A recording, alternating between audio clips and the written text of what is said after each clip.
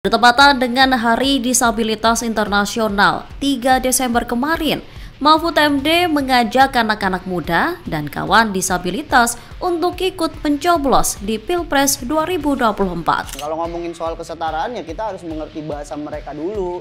Gimana kita mau setara kalau misalnya kita aja nggak bisa berkomunikasi sama mereka, nggak bisa ngertiin mereka.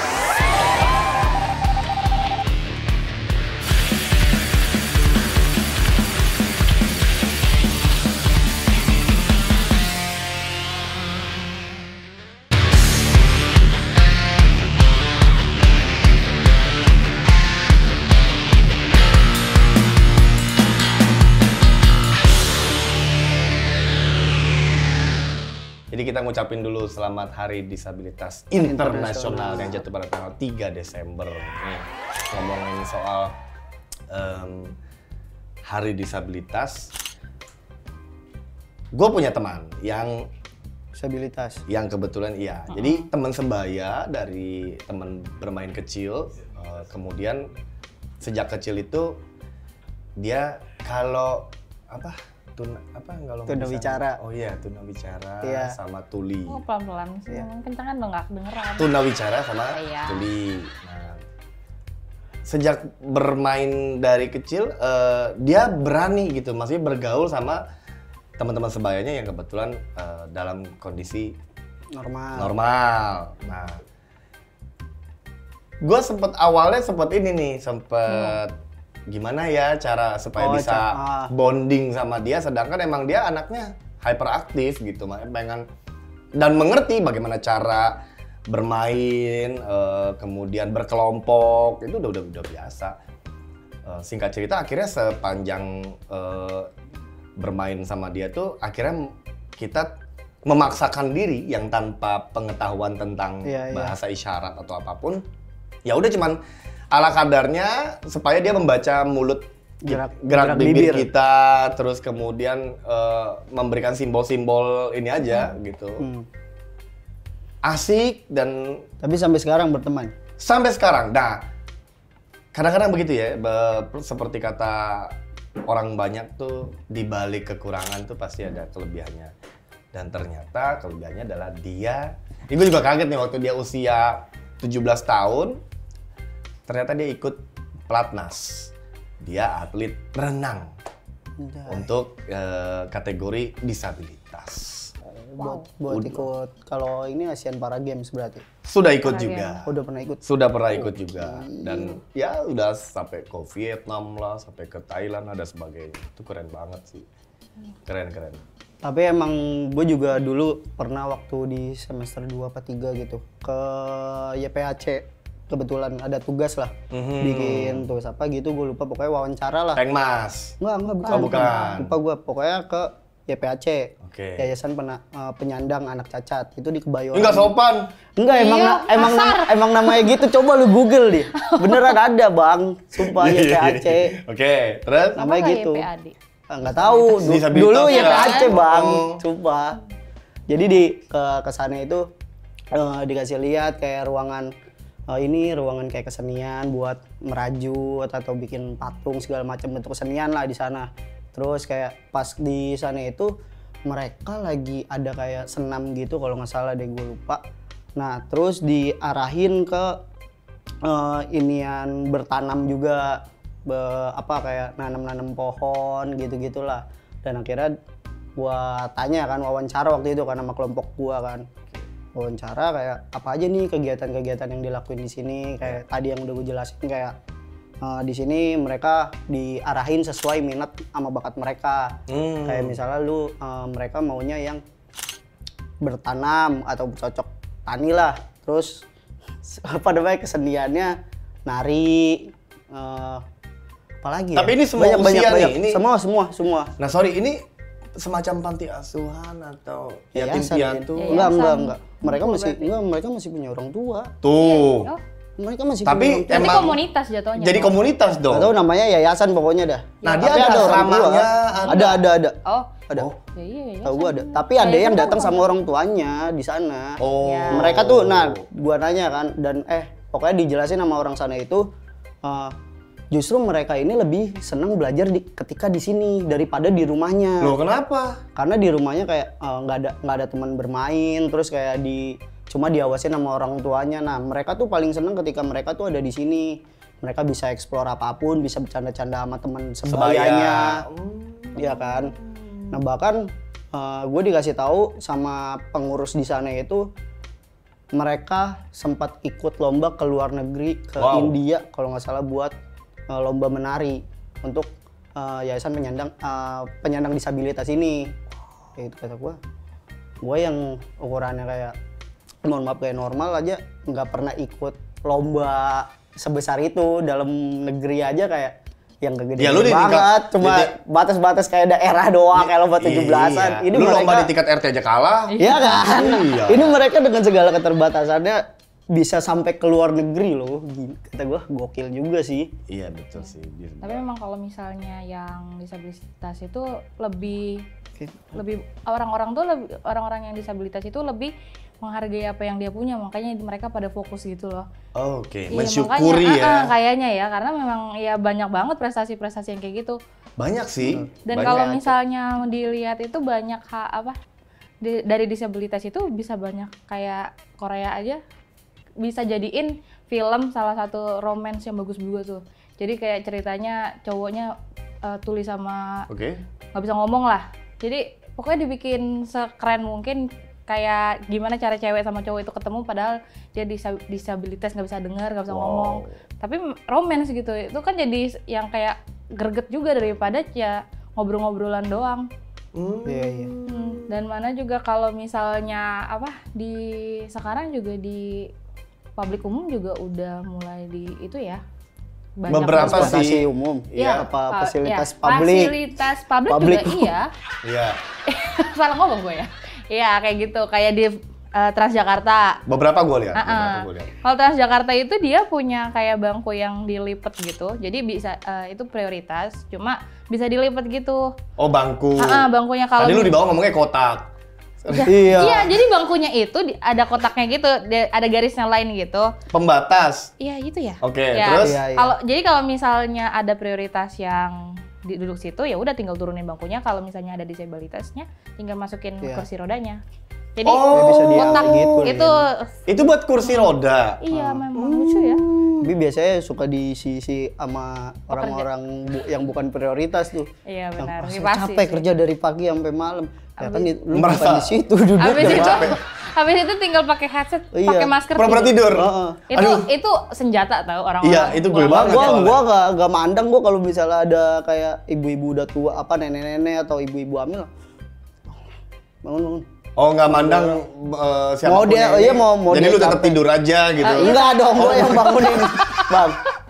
bangun. Tapi itu fungsinya yang jaga pintu juga tahu. Mereka yang jaga pintu. Satgas.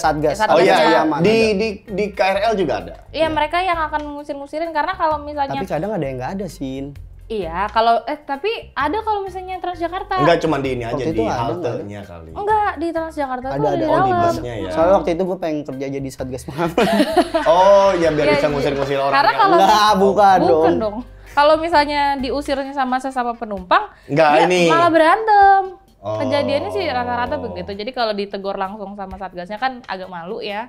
Jadi gitu. Ya, memang banyak sekali hal yang kalau kita ngomongin tentang saudara-saudara kita penyandang disabilitas itu sampai Prof Mahfud. Jadi pada saat di Hari Disabilitas Internasional pada tanggal 3 Desember yang lalu itu beliau menyanyikan Mars Pemilu menggunakan bahasa isyarat. Oh, keren banget. Nah, sayangnya kita bertiga belum belajar, Bas. Ya. Belum belajar bahasa isyarat. Mudah-mudahan nanti diajarin sama ini ya. Siapa? Sama siapa?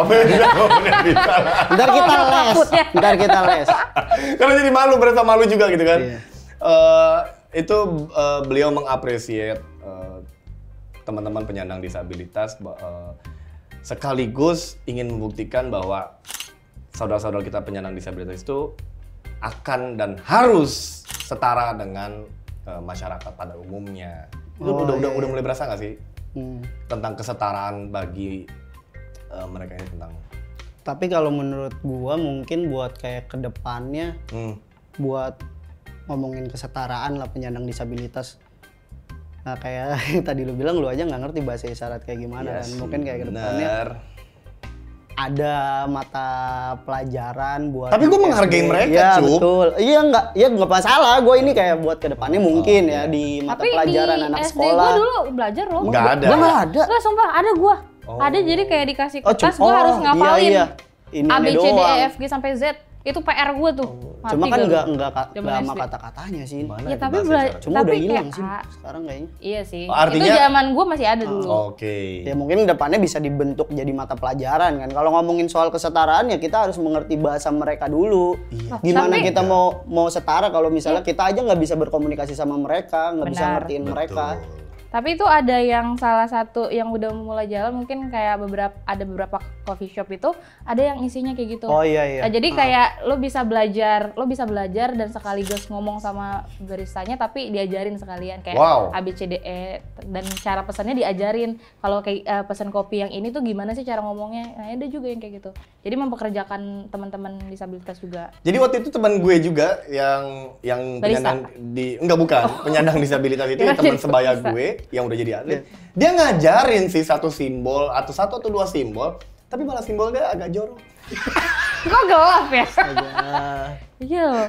Bukan berarti orang-orang gitu serius semua, ada Enggak, tapi bercanda. karena sudah bergaul jadi akhirnya muncul ininya Iya apa? sih. Bercandanya. Nah, ngomongin soal Pak Mahfud tadi, ini kaitannya dengan Pak Ganjar bahwa Iya. Pak Ganjar itu kan saat menjadi gubernur Jawa Tengah sudah Oh iya, sangat memperhatikan. sangat anak-anak sekali. penyandang Beliau disabilitas membuatkan ya. kebijakan di segala tempat pelayanan publik di Jawa Tengah wajib memberikan fasilitas yang setara bagi penyandang disabilitas. Itu dibuat kebijakan. Sama jadi ini mengunci. juga Lin menggratiskan biaya SPP untuk Betul. sekolah luar biasa kan. Betul, menggratiskan SPP bagi sekolah luar biasa, ya kan.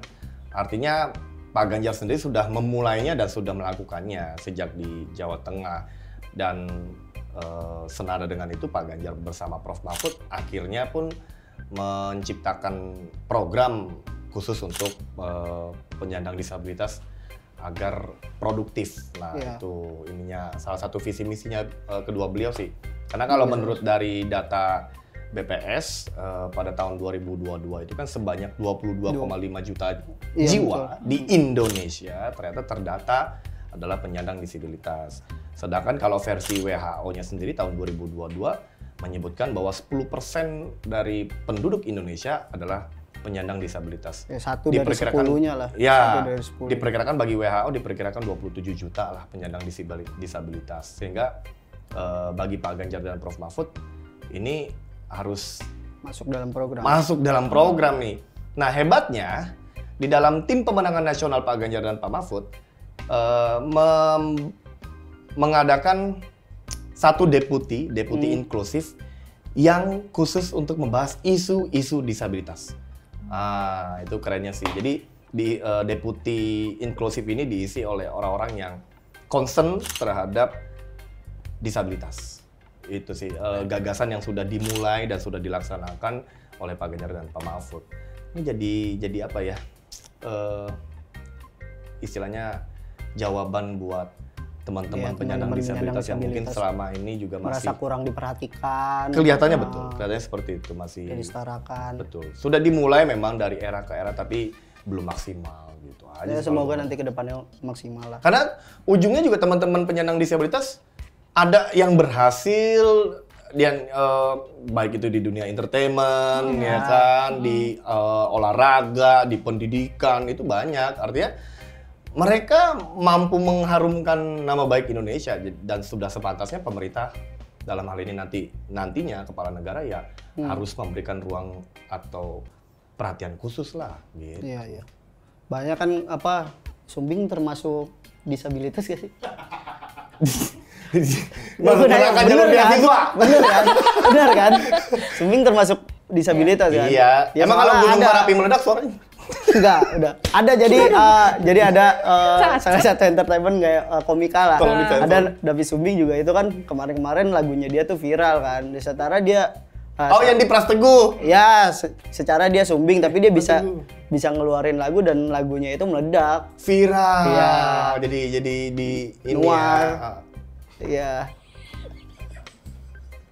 Ya emang gitu katanya. Kemarin gua Lu masuk neraka jalur orang enggak, dalam. Lin, justru kalau dari yang gue denger dari dia ya, orang-orang kayak dia itu nggak mau disegenin dalam bercandaan. Iya, tapi nggak boleh juga, Cu. Tergantung sih. Iya tergantung orangnya sebenarnya, tapi orangnya. dari yang dia omong kayak misalnya dia kenal dia sama gue tuh kayak yang segen sama dia buat Ya, bercandain iya, dia. Nah dia tuh nggak mau yang kayak begitu, ya udah lakuin gue dengan setara kayak lu ngecengin bener dia aja sih. bisa, kenapa lu nggak mau ngecengin gue? Bener, kayak jangan ini ya. ngerasa segan sama kekurangan gue gitu Tuh. katanya. Salah satu komika yang terkenal itu yang malas berdiri itu.